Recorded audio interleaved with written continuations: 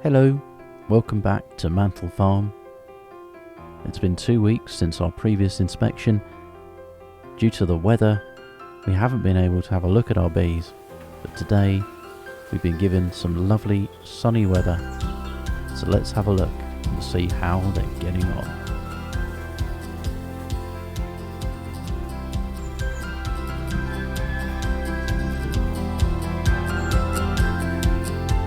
Supposed to get flames leaking out the back of the smoker. Do it again, Ron. Oh, it's not good. Yeah, I don't think your bellows might catch fire. Yeah. Oh dear. Well, I don't think I've ever managed to have flames shooting out the back of my smoker before.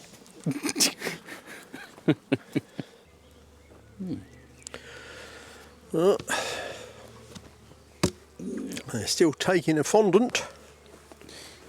I think there's a few more bees in here than there were a fortnight ago anyway. There's a bit more brood there as well. Yeah, they're spreading a bit. And on this side we've got some sealed brood, we've got eggs, we've got an emerging bee just there on the top middle. Just got his whiskers out. Oh yeah, so just there. Being assisted by its half-sisters trampling all over its face, as usual. Because, you know, they all know it's a community effort. Well, there's a fair... Definitely more bees. Definitely more bees, definitely more brood. Oh yeah. Got eggs. There's the queen.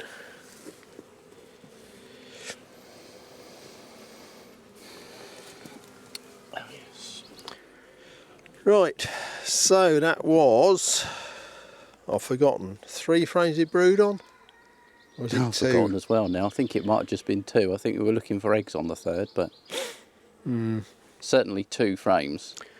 2 frames. That were. I mean, there's more brood in there than there was a fortnight ago, but there should be a lot more in there. As I said before, I think it's a problem with the queen just basically not being big enough. She's physically unable to lay the number of eggs that are required for what we consider a successful colony of bees. Yeah.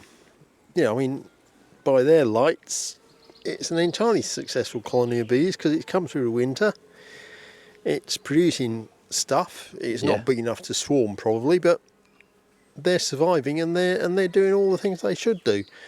But they will never produce any honey or any appreciable amount of honey for harvesting because there aren't enough bees in there to bring it in.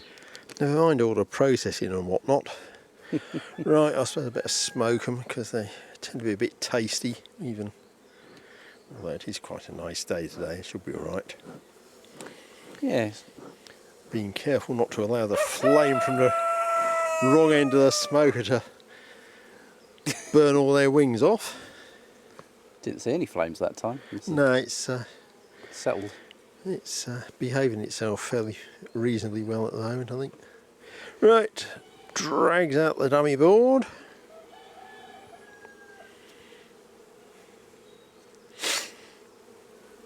Nothing going on there. Nothing going on there much.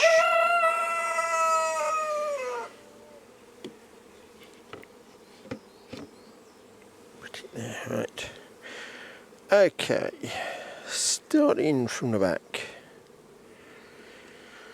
First frame.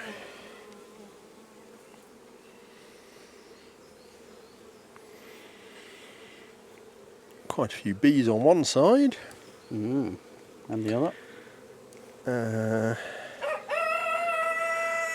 They're just sort of cleaning it up. Ready. Yeah. What we should do is replace that with a frame of foundation, I think, or something else. Okay. Because obviously they're nearly ready to start doing something with it. Yeah. And it's not a very good one. It's got holes in it, it's got a big big bald bit where something's happened, something horrible has happened in the past. Right, and number 2. So we've got nectar lovely. and pollen on that side, and quite a lot of bees trotting about the place. You can see the nectar glistening as well. Most of them not attacking me at the moment, and on that side we've got sort of a partial fill here and there of stores again, so that's quite heavy.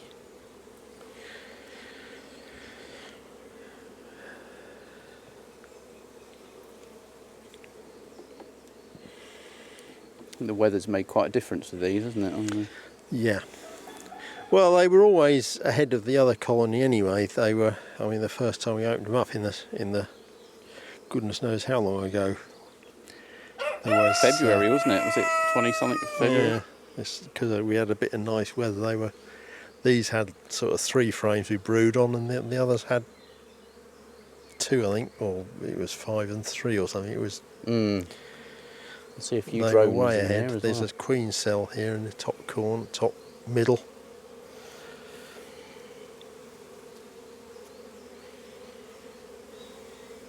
Yeah. In amongst a load of drone brood, which is. Oh, it's got something in it as well.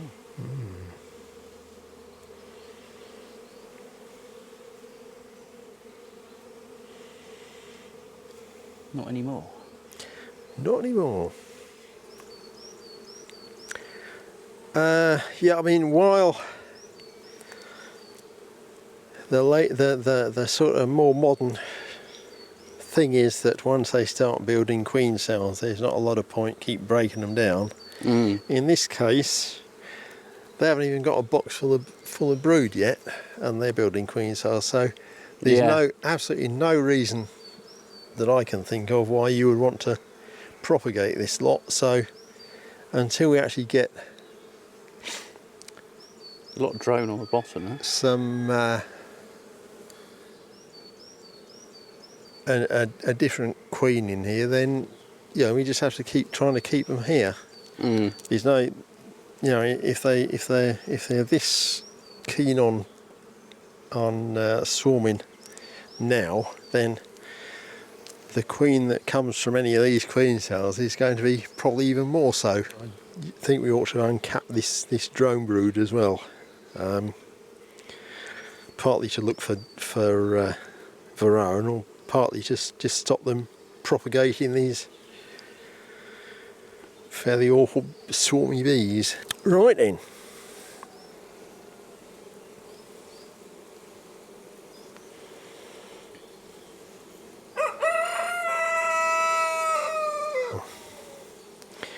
They're actually not old enough to come out with the fork, so we're not sort of doing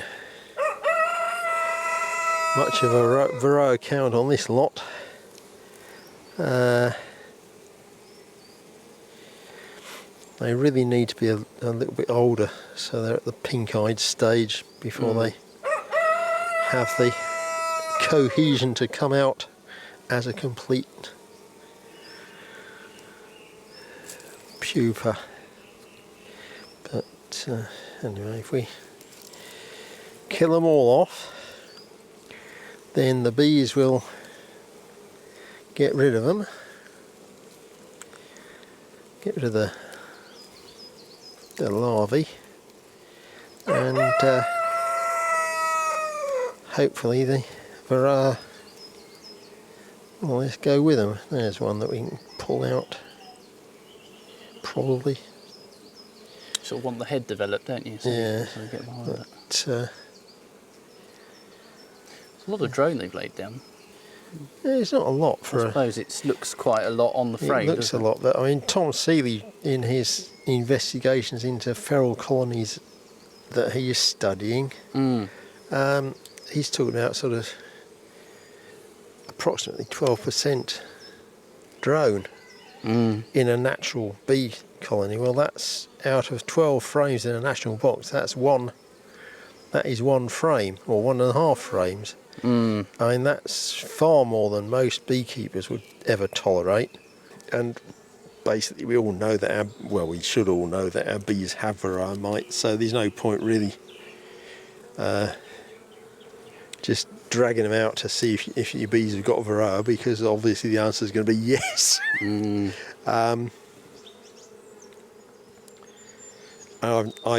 When I started, which was about 95, I think that we just more or less decided that Varroa was now indigenous. We could there was no chance of eradicating it ever, and it was basically, by then, more or less all colonies of bees in this country, bar the ones in the Isle of Man and some of the offshore islands. Oh, there's one. On the islet. Oh yeah. Right on the head, isn't it? One. We could give it to Gerald. Oh yes. Where is he? See if he'll eat it. Of course he will. Sure, he'll lap it up. Be all over that. Come on, Gerald. Come on. Come and have some drone larvae.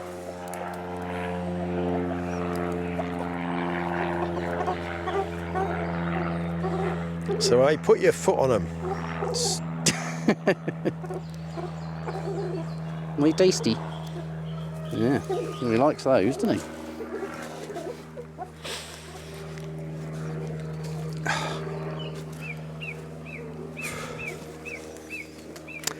I knew there's a reason for keeping chickens around here. Oh, there's the queen.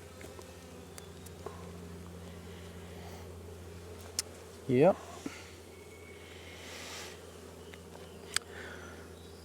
And for those of you that don't do this, do notice that in spite of their agitated state, they do tend to give the queen space to move about, even though I'm doing all sorts of horrible things to their home and combs. Anyway, there we go. We've seen her. We've seen her. Right, so put the queen excluder on, make sure it's the right way around. There's a deep side which gives you a bee space. That goes international, that goes onto the top bars, so there's a bee space between the grid and the top bars of the brood chamber. Does it matter in the national which way it's orientated? Not really. Well, traditionally the grid of a wire, or a slotted excluder actually, goes at right angles to the frames. Right. So that there's, I don't know. I mean, in this case, I suppose that is right, isn't it? 'Cause certainly that one is right over the gap between the frames, but it's supposed to make it easier for them to come straight up through. I don't know whether it actually makes any difference or not, really. yeah. It's one of those things that is, it's said, and so people sort of abide by it, and those of us that don't know whether it's right or not think, well, might as well do it that way, because, why not? But Well, yeah. whether it actually does make any difference or not, I'm not really sure at all.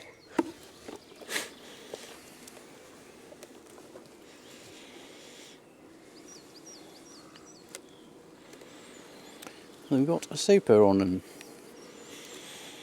I think we've got drawn comb in those, haven't we? I think some of it's drawn, most of it's it's partially drawn. Partially drawn, yeah. So in conclusion, they're all looking okay. Yep. And as I say, I'll try and see if that nice colony of mine produces queen cells on its own. Yeah. Over the next week or so, and if they don't, then I think I'm going to take the queen out and make them produce emergency queen cells. And whatever I do, I will definitely bring a frame of eggs from that colony over here next week, and we'll put it in that big colony because they're just going to be swarming all the time, I think. Yeah. and then if we put a whole frame of eggs in, then we're going to get more than one queen cell, so he can use one in the other colony as well. And because my bees are only 200 metres that way, 400 metres that way, there's a good chance that the virgins from here will mate with decent drones, and hopefully we'll get some decent calm bees that don't want to swarm all the time. And if we can get the queens raised by a reasonably populous colony, which that bigger one of these two is, then we should get some decent sized queens. And what we'll do is we'll put the frame in with the eggs in, and then go into it again maybe at the weekend. I don't know whether there's any courses on then. This weekend, not sure. Yeah, we might be. We can. Well, it'd be the weekend after this coming one, won't it? Right, okay. And I think this weekend's empty. It's the following weekend we might have one, but perhaps we'd better do it. I'd better do it today then. Maybe, I don't know. Yeah. So I mean, if we go through after a few days, which we'd have to do anyway, because we need to take out any native queen cells. So the only ones we leave are the ones that we want. Yeah. From the nice bees. And then if we reduce the numbers to something reasonable, like 3 or 4, yeah, then all those young bees that are in there will be feeding only 4 queen cells, rather than they might do 20 or 30 for all I know. Yeah. So they'll be concentrating on a smaller number, so you'll get better quality queens. And as we've just been through and found virtually no Varroa in the drone brood, then the bees that are feeding the queen cells should be fairly healthy. And because I've taken precautions with the drones in my colonies to reduce the Varroa, we should get healthy drones. So basically we might get some decent queens that will last more than halfway through the winter. Thank you for watching. Hope you enjoy what we do here at Mantel Farm. Don't forget to like and subscribe, and to keep up to date with our latest videos here on YouTube.